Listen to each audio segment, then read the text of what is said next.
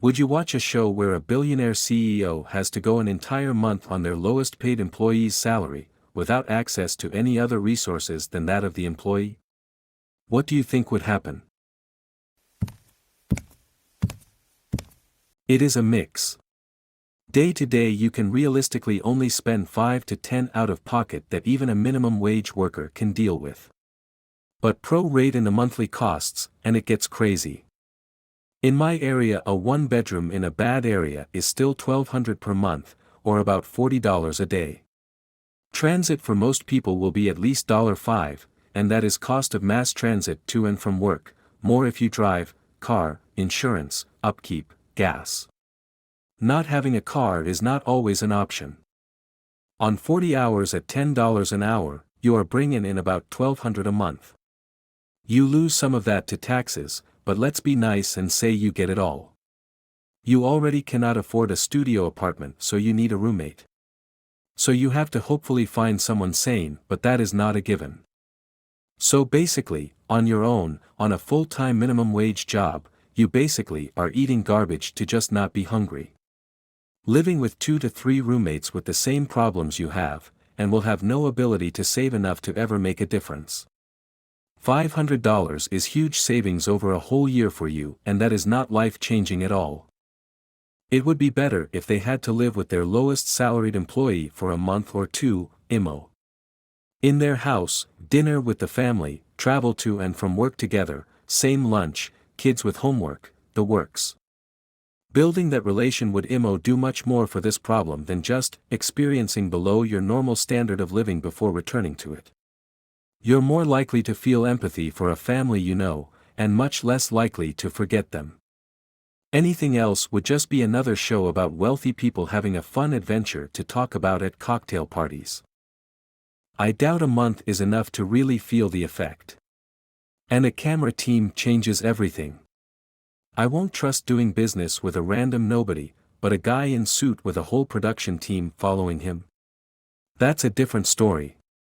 That's why reality shows are intrinsically just shows. There was this similar themed show in Hong Kong and mainland China years ago. They swapped billionaire with bottom feeders, let the rich do the basical job, on the lowest salary, to see how far the rich could go by purely their own effort. Nearly all of the billionaire admitted that they could not make anywhere, regardless of how hard they worked. Even working without sleeping and resting could not give you any accumulation to help climb up to the higher level of the society.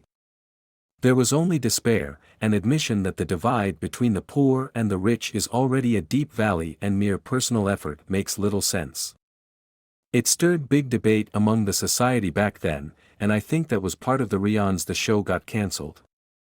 There was also another show in China, swapping senior political figures with community-level council workers, to see how good they could do in each other's posts. The mayors were flooded by the angry mobs who kept asking for more and more benefits that were impossible to fulfill, by the end had to admit the amount of work at basic community level was too much to achieve anywhere.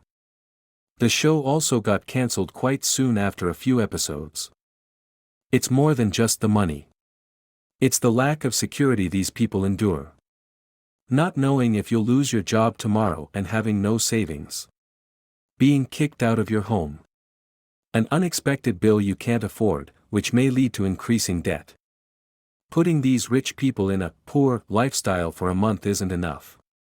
Even if they lost their money and homes, they'll have such a huge network that they'll be back on their feet in the time it takes for us peons to earn enough to eat for a week. They can never truly understand what it's like to be poor or ever face that reality again. So what would happen? It'd be a completely self-serving advert about how, now I realize that we need to do more for our employees. The workers get a small vanity bonus, probably give an immigrant worker with limited English a car, pat themselves on the back. Then 2 weeks later, we've all forgotten about the show and they'll go back to their old ways. If you haven't seen it, I'd recommend The Act of Killing. It's a documentary following an elderly man who was once a member of a government-sanctioned anti-communist death squad in Indonesia. Now, the commies are defeated, he's celebrated in his own country. There's a scene where they had him do a mock-up of a torture/execution method he had used.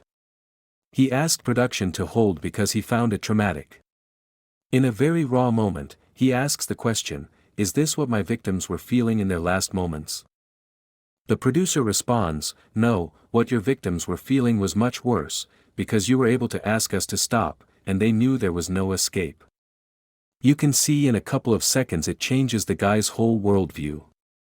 I would imagine a billionaire who has been rich for most or all of their adult life, equally, would have trouble conceiving of the dread of inescapable poverty.